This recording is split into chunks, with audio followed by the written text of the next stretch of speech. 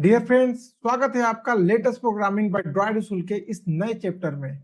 आज हम कोडिंग नहीं सीख रहे हैं, आज हम प्रोग्रामिंग की फाउंडेशन समझ रहे हैं। और फाउंडेशन स्ट्रांग हो जाए तो बिल्डिंग ऑटोमेटिकली पावरफुल बन जाती है। तो चलिए शुरू करते हैं।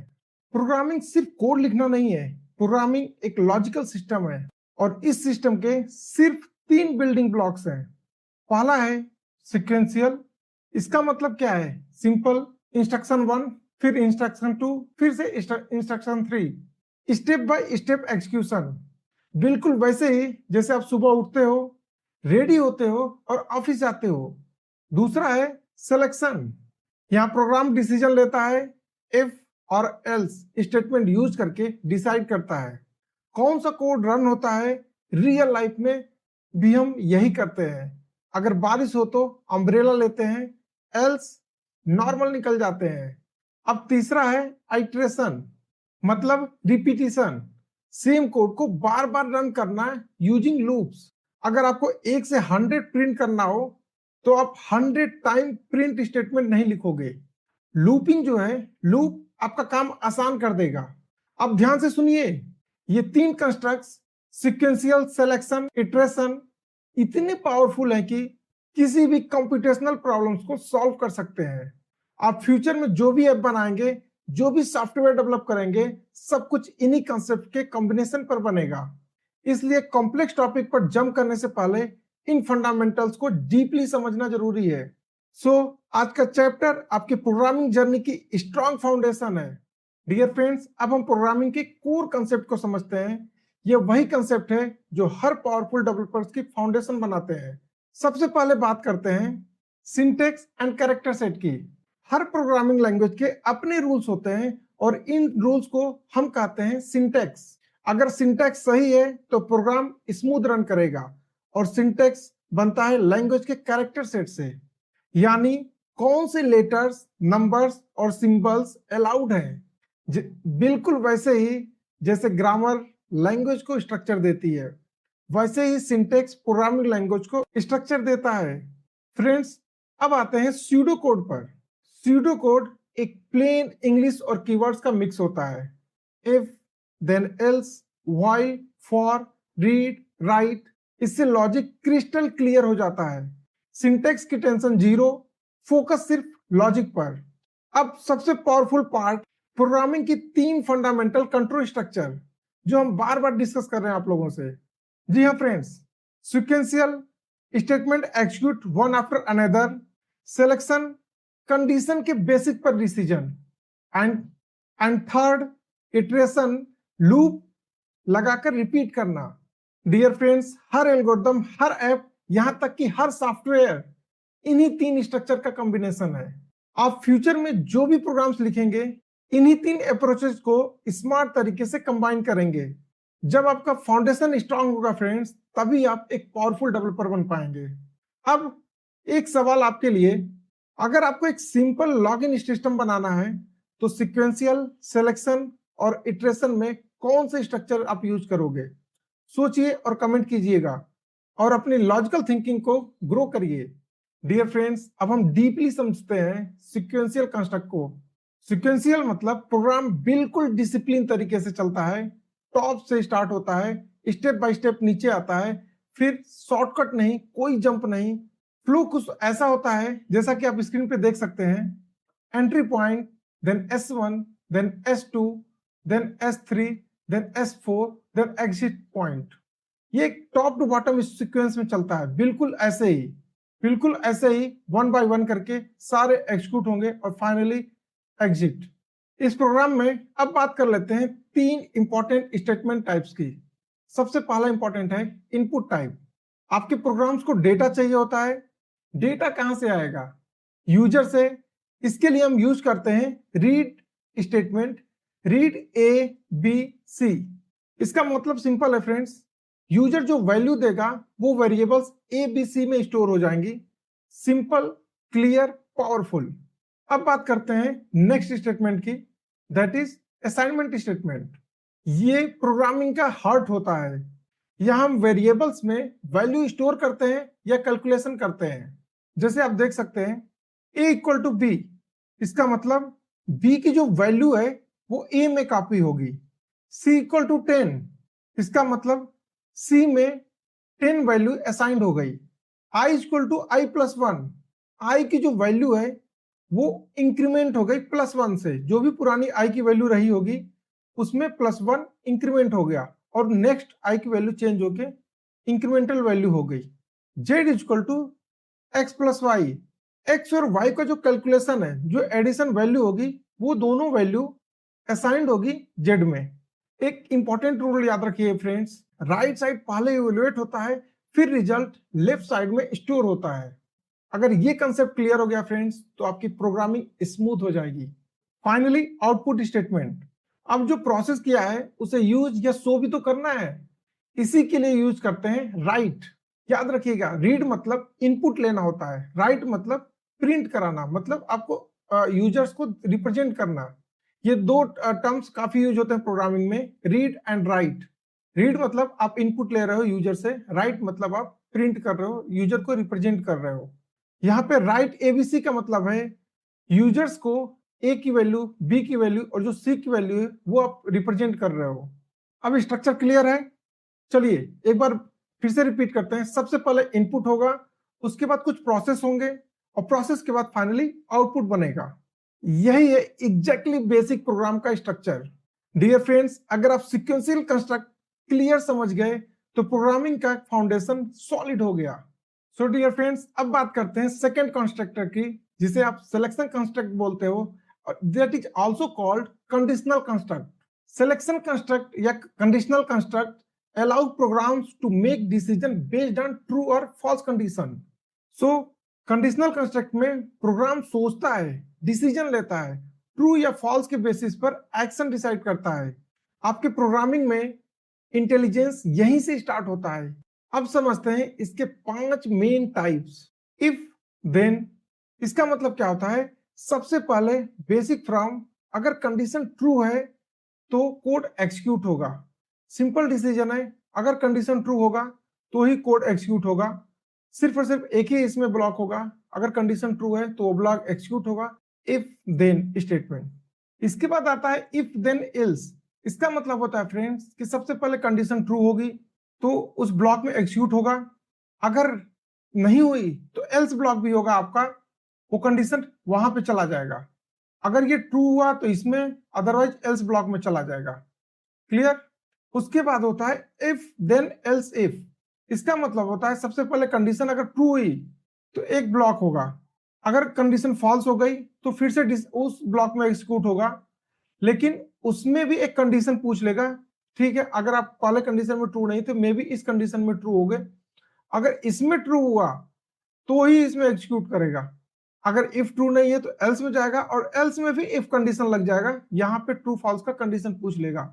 तो इफ देन एल्स इफ इसको बोलते हैं। इसमें थोड़ा सा दो कंडीशन लगेगा, अगर आपका पहला कंडीशन ट्रू नहीं हुआ तो मे बी दूसरे कंडीशन ट्रू होने के चांसेस हैं। अगर दोनों कंडीशन ट्रू नहीं होगा तो ये ना एफ में, ना इस वाले ब्लॉक में जाएगा, ना ही इस वाले ब्लॉक में जाएगा। इसके बाद आता है फ्रेंड्स नेस्टेड इफ।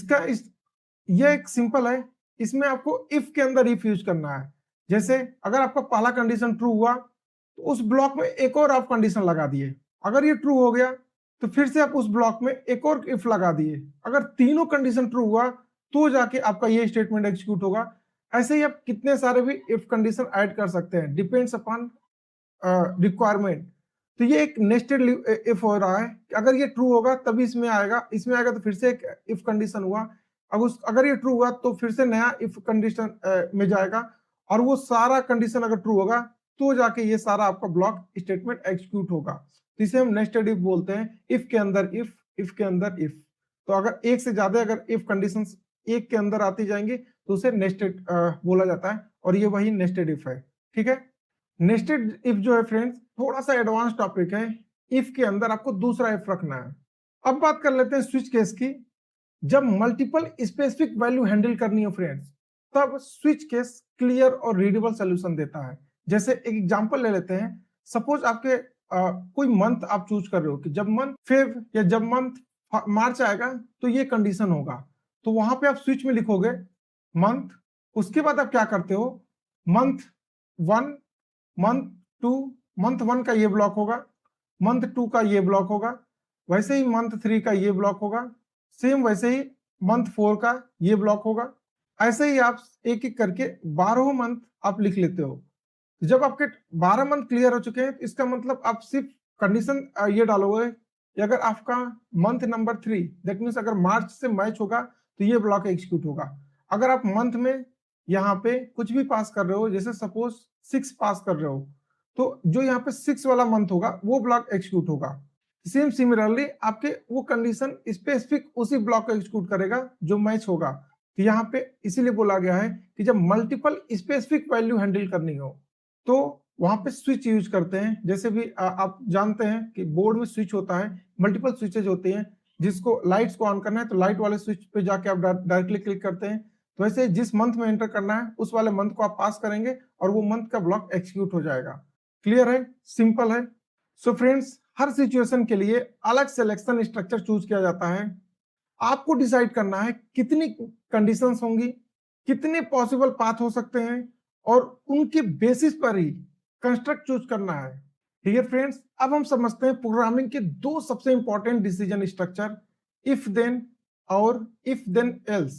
पहले समझते हैं इफ एंड देन। इसके पहले हम आगे बढ़े फ्रेंड्स, जो लोग फ्लो चार्ट के बारे में नहीं समझते हैं, ब्लॉक्स के बारे में नहीं समझ रहे हैं, आप जस्ट पिछला वाला वीडियो जाके देखिए, वहां पे आपको बताया गया था कंडीशन के लिए कौन सा ब्लॉक यूज करते हैं। कंडीशन के लिए हम डायमंड यूज करते हैं, प्रोसेसिंग के लिए रेक्टेंगल यूज करते हैं। ऐसे ही सारे ब्लॉक्स के बारे में बताया गया है। अब जस्ट इसके इस सीरीज के पिछले वाले वीडियो में जाके देख लीजिएगा, आपको सारे फ्लो चार्ट के जो ब्लॉक्स होते हैं आपको क्लियर हो जाएंगे। ठीक है, तो जब भी आपका कंडीशन होगा वहां पे आप डायमंड शेप यूज करेंगे और जब भी स्टेटमेंट होगा आप एक रेक्टेंगल यूज करेंगे। ठीक है, सो सबसे पहले हम इफ देन पे मूव करते हैं। जी फ्रेंड्स, इफ देन में अगर आप देखेंगे तो सबसे पहले एंट्री होगी, कंडीशन चेक करेगा। अगर कंडीशन जो भी ट्रू हुआ, अगर कंडीशन ट्रू हुआ तो आप क्या होगा, स्टेटमेंट एग्जीक्यूट होगा, जो भी आपके प्रोसेसिंग हुई एग्जीक्यूट होंगे, उसके बाद वापस चला जाएगा और एग्जिट हो जाएगा फाइनली। इसका मतलब अगर कंडीशन ट्रू हुआ तो स्टेटमेंट एग्जीक्यूट होगा, अदरवाइज अगर कंडीशन फॉल्स हो गई तो डायरेक्ट एग्जिट हो जाएगा। तो फ्लो चार्ट से रिप्रेजेंटेशन से काफी आसान बन रहा है आपका प्रोग्रामिंग। तो इफ देन एल्स सेम वैसे ही उसका एल्गो अगर आप देखेंगे, इफ टेस्ट कंडीशन, अगर वो टेस्ट कंडीशन ट्रू होगी तभी वो देन के अंदर जाएगा, अदरवाइज वो इफ से डायरेक्ट बाहर आ जाएगा। इसीलिए हम थोड़ा सा इसको आगे शिफ्ट करके लिखते हैं कि क्योंकि देन क्या होता है कि जब प्रोग्रामिंग आप लिखते हो तो सेम लाइन में अगर लिख रहे हो तो उसी लाइन में आ रहा है। अगर आप थोड़ा सा आगे शिफ्ट कर रहे हो इसका मतलब कंडीशन ट्रू होगी तो ये स्टेटमेंट 1 एग्जीक्यूट होगा। इसको और सिंपल बनाने के लिए हम ब्लॉक्स में लिखते हैं, अगर कंडीशन ट्रू हुई देन ऐसे ब्लॉक्स में लिखेंगे स्टेटमेंट 1 और उसके बाद फाइनली उसके नीचे, इन दोनों ब्लॉक्स के नीचे लिखते हैं एंड एफ। ठीक है, इसका मतलब यहाँ पे आपका स्टार्ट होगा, कंडीशन आपकी स्टार्ट होगी, यहाँ पे कंडीशन चेक होगी, अगर ये ट्रू हुआ तो इस ब्लॉक के अंदर जाएगा, अगर ट्रू नहीं हुआ तो ब्लॉक से बाहर सीधे एंड एफ हो जाएगा। एकदम क्लियर है फ्रेंड्स? ठीक है, so if true then execute होगा, अदरवाइज वो स्किप होके बाहर आ जाएगा और आपका एग्जिट या नेक्स्ट स्टेटमेंट जो भी होगा उस पर पॉइंट करेगा। ठीक है, एग्जाम्पल की एग्जाम्पल देख सकते हैं आप। सपोज करो कि आपका परसेंटेज 60% से ज्यादा है। जनरली 60% के ऊपर वालों को ही हम क्या बोलते हैं, 60% या 60 से ज्यादा वालों को फर्स्ट क्लास बोलते हैं। तो अगर आपका इफ कंडीशन में चेक कर रहे हो आप, जो total subject of numbers average, जो एवरेज निकाल के आप देख रहे हो, तो चलो छोड़ो एवरेज छोड़ो, आप सीधे लिख दो कोई भी जो आपका सब्जेक्ट है, अगर सब्जेक्ट का number greater than or equal to 60 है तो ही आप फर्स्ट डिवीजन में आओगे, या फिर तो ही आपका वो जो सब्जेक्ट है उसे फर्स्ट मार्क किया जाएगा, अदरवाइज कुछ और होगा, राइट, फर्स्ट नहीं होगा। तो जो इस स्टेटमेंट को एग्जीक्यूट करना है तो आपका जो सब्जेक्ट का मार्क्स है वो ग्रेटर देन 60 होना चाहिए या इक्वल टू 60 होना चाहिए। ठीक है, एकदम फर्स्ट क्लास तभी आएगा, अदरवाइज नहीं आएगा। ठीक है, क्लियर है? चलते हैं हम नेक्स्ट इफ देन एल्स पे। सो फ्रेंड्स, इसमें एंट्री होती है यहाँ पे आपकी, कंडीशन चेक होता है, अगर कंडीशन ट्रू है तो कोई स्टेटमेंट होगा जो एग्जीक्यूट करेगा, अगर कंडीशन फॉल्स है जो दूसरा स्टेटमेंट है वो एग्जीक्यूट होगा। तो यहाँ पे दो स्टेटमेंट हैं, दोनों स्टेटमेंट अलग अलग होंगे। अगर कंडीशन आपकी ट्रू होगी तो स्टेटमेंट नंबर 1 एग्जीक्यूट होगा, अगर कंडीशन ट्रू होगी सॉरी फॉल्स होगी तो स्टेटमेंट नंबर 2 एग्जीक्यूट होगा। और फाइनली उन दोनों के बाद आपका एग्जिट पॉइंट या नेक्स्ट स्टेटमेंट होगा। तो ये इसका फ्लो चार्ट है। जब भी आप कोई भी प्रोग्राम बनाएंगे, एल्गो लिखेंगे, एल्गो के बाद आप फ्लो चार्ट बनाएंगे, तो फ्लो चार्ट बनाएंगे तो ऐसे ही रिप्रेजेंट करना है। फ्लो चार्ट समझना आपको बहुत ही जरूरी है, ये रिप्रेजेंट करता है आपके प्रोग्रामिंग को। किसी को भी समझाने जाएंगे फ्लो चार्ट से काफी इजीली समझ लेगा। तो इसका एल्गो अगर आप देखोगे तो एल्गो भी सिंपल है। देन के बाद ब्लॉक्स होते हैं जो आपका यहाँ पे होगा, यहाँ पे क्लोज हो जाएगा स्टेटमेंट 1। इफ एल्स के बाद भी ब्लॉक होगा और आपका यहाँ पे क्लोज हो जाएगा स्टेटमेंट 2। अगर कंडीशन ट्रू हुई तो स्टेटमेंट 1 में चला जाएगा, अगर कंडीशन ट्रू नहीं हुई फॉल्स होगा तो स्टेटमेंट 2 एग्जीक्यूट करेगा। एक न एक स्टेटमेंट तो जरूर एग्जीक्यूट करेगा, आइदर कंडीशन ट्रू होगी आपकी या तो फॉल्स होगी। तो अगर ट्रू हुई तो स्टेटमेंट 1 प्रिंट करेगा, अगर फॉल्स हुई तो स्टेटमेंट 2। उसके बाद फाइनली आपका प्रोग्राम इन दोनों में से एग्जीक्यूशन के बाद जो भी ब्लॉक एग्जीक्यूट होगा उसके बाद फाइनली आपका एंड हो जाएगा, आपका एफ का कंडीशन एंड हो जाएगा, बाहर आ जाएगा स्टेटमेंट। ठीक है, सेम वैसे ही अगर आप एग्जांपल देखेंगे तो अगर आपका कंडीशन इसको इसी फ्लो चार्ट पे आते हैं वापस, इसको और क्लियरली समझते हैं। पहले एल्गोरिथम में समझते हैं। अगर आपका कंडीशन सपोज करो ए इज ग्रेटर देन बी है, इसी एग्जांपल को लेते हैं, कोई दूसरा एग्जांपल नहीं लेते हैं। तो क्या होगा आपका आप क्लियर लिखोगे कौन सा लार्जेस्ट है, तो यहाँ पे आप लिखोगे ए इज लार्जेस्ट। ठीक है, अगर बी आपका बड़ा है सपोज, तो यहाँ पे कंडीशन फॉल्स हो जाएगी क्योंकि बी बड़ा है ए छोटा हो गया, राइट। तो आप यहाँ पे लिखोगे बी इज लार्जेस्ट और आपका कंडीशन बाहर हो जाएगा। सेम वैसे ही आप कंडीशन इसमें आ जाते हैं फ्लो चार्ट में समझना है तो A is greater than B, आपका ये कंडीशन इसमें लिखा होगा फ्लो चार्ट में। अगर ट्रू है तो स्टेटमेंट में प्रिंट होगा ए इज लार्जर। अगर अगर कंडीशन फॉल्स है तो आपका स्टेटमेंट 2 होगा जो कि बी इज लार्जर। एकदम क्लियर हो रहा है फ्रेंड्स। डियर फ्रेंड्स, अब हम डिसीजन मेकिंग को एक और लेवल डीप में ले जा रहे हैं। पहला structure if then else if, इसके बाद हम बात करेंगे नेस्टेड इफ एल्स की। तो चलिए एक एक करके शुरू करते हैं। जब भी फ्रेंड्स आपको एक कंडीशन के अंदर दूसरी कंडीशन चेक करनी होती है या फिर कंडीशन अगर फॉल्स है तो आपको फिर से कंडीशन चेक करनी होगी, राइट। ट्रू है तो दैट इज ओके, अगर नहीं फिर से आप चेक करना चाहोगे कि नहीं इसके बाद एक और कंडीशन चेक करते हैं, मे बी ये ट्रू हो, उसके बाद एक और कंडीशन चेक करते हैं, मे बी ये ट्रू हो। तो वहां पे आपका if then else if start हो जाता है और ये चेन में भी स्टार्ट हो सकता है। अब कितना हो एल्स के बाद एफ लगा सकते हैं। सीधे एग्जांपल लेके समझते हैं फ्रेंड्स ताकि आपको और क्लियर हो सके। तो एक मार्क्स है आपके मार्क्स, अगर आपके एवरेज मार्क्स ग्रेटर देन 70 होंगे तो इसका मतलब आप डिस्टिंक्शन नंबर से पास हो गए हैं। मोस्टली 70-75 पे हर एक यूनिवर्सिटी का अलग अलग होता है। सपोज करते हैं 70 पे ही आपका डिस्टिंक्शन नंबर स्टार्ट हो जाता है। उसके बाद स्टार्ट होता है अगर आप ग्रेटर देन 60 हैं तो आप फर्स्ट क्लास हो सकते हैं। उसके बाद होता है कि अगर आप ग्रेटर देन 50 हैं तो सेकेंड क्लास में आ सकते हैं। अगर ग्रेटर देन और इक्वल टू 35 है तो आप पास या थर्ड क्लास बोल सकते हैं, आप उसे पास हो सकते हैं। क्या पास है, लेस देन 35 है इसका मतलब आप फेल हो रहे हैं।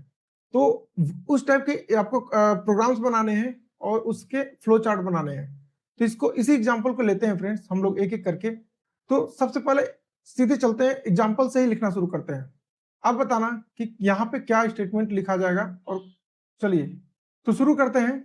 सबसे पहला कंडीशन हम लगाएंगे क्या, अगर आपके मार्क्स एम से रिप्रेजेंट कर रहा हूं ग्रेटर देन और इक्वल टू 70 है तो आप इसे क्या बोलोगे, ट्रू होगा तो दैट इज आप एक एक्स्ट्रा ऑर्डिनरी स्टूडेंट्स हो, आपके मार्क्स जो है ग्रेटर देन इक्वल टू 70% हो गया।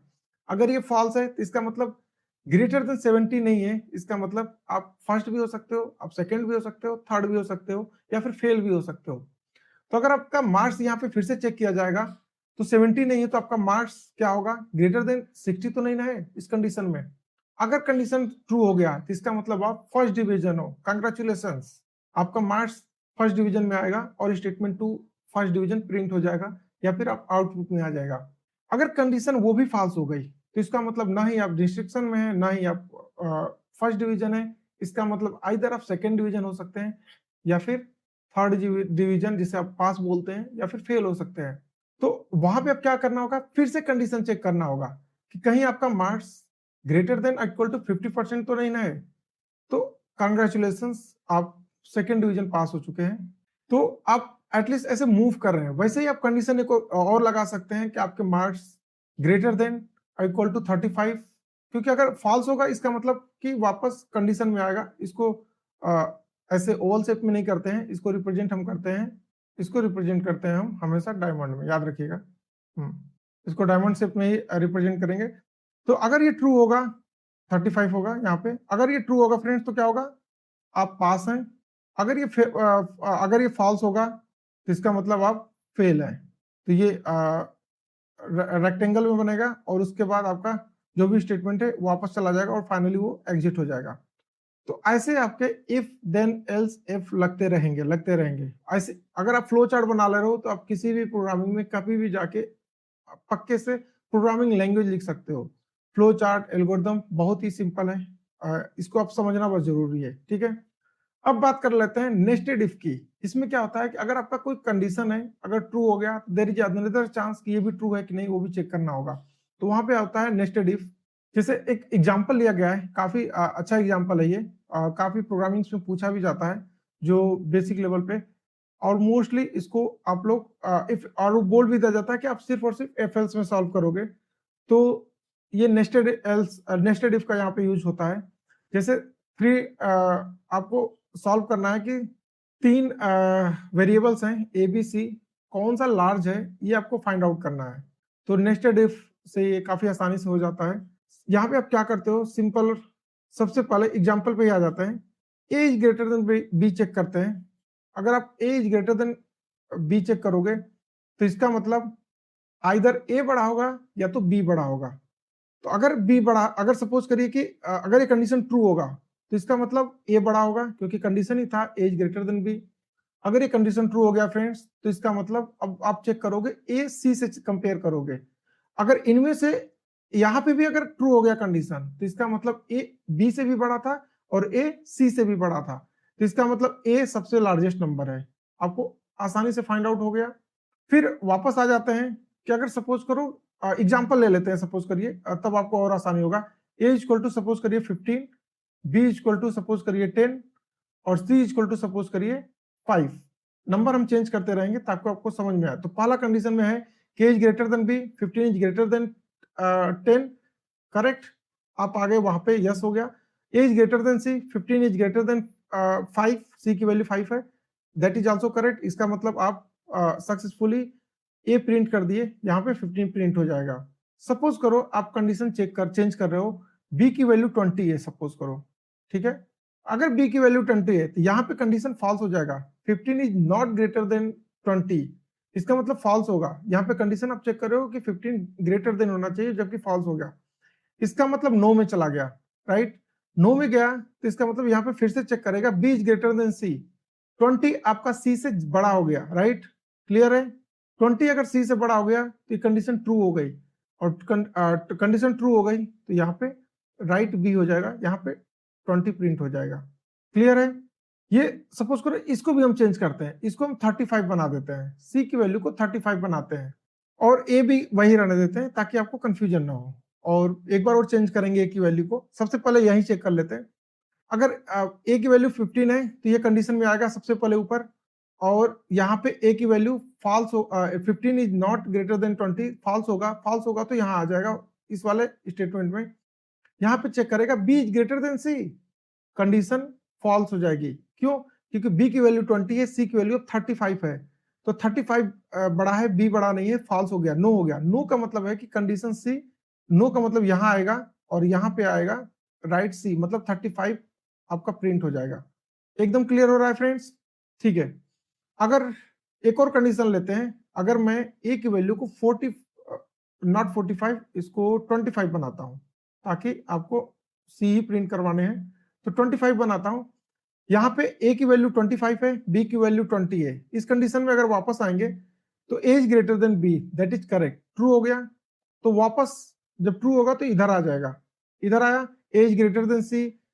यहाँ पे कंडीशन चेक करेगा 25 35 से बड़ा है क्या, फॉल्स हो जाएगा, फॉल्स हो जाएगा नो, नो से वापस आएगा और यहीं पे वापस सी प्रिंट हो जाएगा वही 35। एकदम क्लियर हो रहा है फ्रेंड्स नेस्टेड इफ का यूज करके कैसे आप 3 नंबर को कंपेयर करके प्रोग्राम बना रहे हो।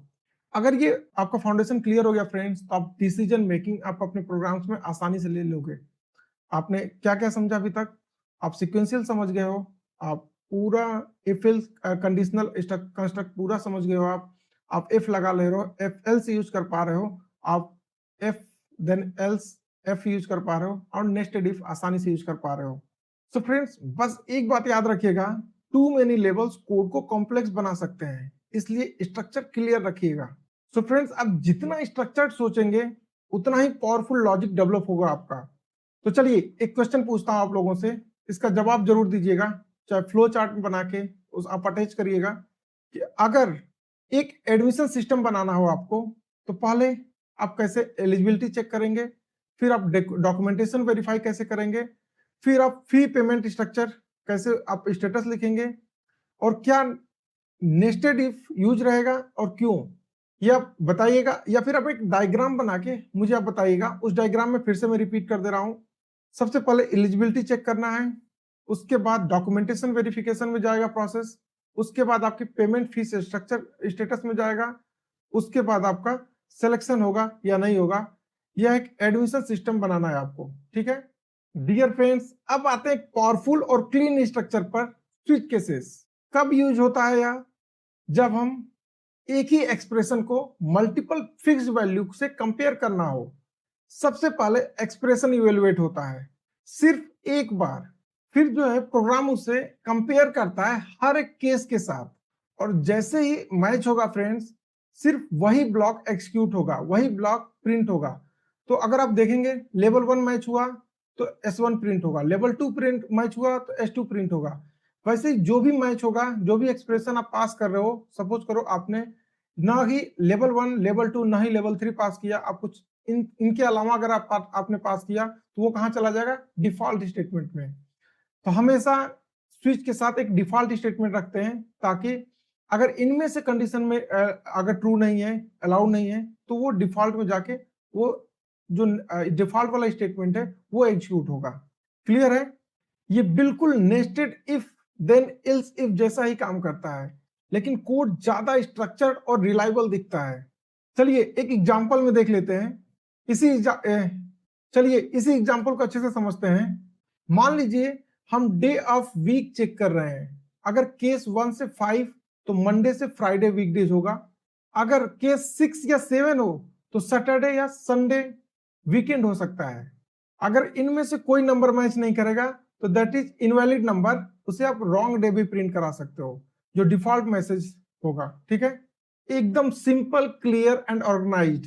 अब सबसे इंपॉर्टेंट बात, अगर आप एक एक्सप्रेशन को बहुत सारे फिक्स्ड वैल्यू पर कंपेयर कर रहे हैं, तो मल्टीपल इफ स्टेटमेंट लिखने के बजाय स्विच यूज करना ज्यादा बेहतर होता है।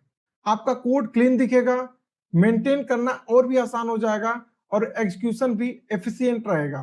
सो डियर फ्रेंड्स, स्मार्ट डेवलपर वही है जो सही प्रॉब्लम के लिए सही स्ट्रक्चर चूज करे। अब एक पावरफुल क्वेश्चन आपके लिए, अगर आपको मेनू ड्रिवन प्रोग्राम बनाना है, सपोज करिए, जिसमें आप फर्स्ट नंबर अगर आप डाल रहे हैं तो इसका मतलब एडिशन करना है, अगर आप सेकेंड नंबर डाल रहे हैं तो इसका मतलब आप अपडेट कर रहे हो उस मेनू को, आप 3 नंबर डालेंगे तो डिलीट करना है आपको, अगर आपने 4 डाल दिया तो एग्जिट कर देना है। तो क्या स्विच केस यूज करेंगे? अगर स्विच केस यूज करेंगे तो क्यों? सोचिए और स्ट्रक्चर वाइज चूज करिए।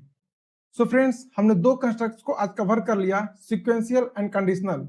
चलिए इसको रिवाइज कर लेते हैं। सिक्वेंशियल आपका स्टेप बाय स्टेप प्रोसेस है, फ्रॉम टॉप टू बॉटम एक सीक्वेंस में सारे प्रोग्राम एग्जीक्यूट होते रहेंगे। कंडीशनल किसी डिसीजन के बेस पे लिया जाएगा। कंडीशनल में आप इफ चेक करेंगे, अगर कंडीशन ट्रू होगा तो स्टेटमेंट एग्जीक्यूट होगा। कंडीशनल भी कई टाइप्स के हैं, इफ देन, दूसरा है इफ देन एल्स, तीसरा है इफ देन एल्स इफ, और चौथा है नेस्टेड इफ। और फाइनली नेस्टेड इफ को अगर काफी कॉम्प्लिकेटेड बन रहा है तो हम उसे किस पे मूव करेंगे? स्विच केस पे। जी हाँ फ्रेंड्स, अब आपका काम क्या है कि सारे क्वेश्चंस को आपको रिप्लाई करने हैं, और हर एक प्रोग्राम पे, हर एक कॉन्सेप्ट पे आपके फ्लो चार्ट्स और एल्गोरिदम बनाने हैं। आगे हम क्या सीखेंगे? आगे हम लूपिंग सीखेंगे, इटरेशन सीखेंगे नेक्स्ट लेक्चर में। तो आप बने रहिएगा इस सीरीज में। मिलते हैं नेक्स्ट लेक्चर में। तब तक के लिए friends, be job ready, be human, be happy. Thank you.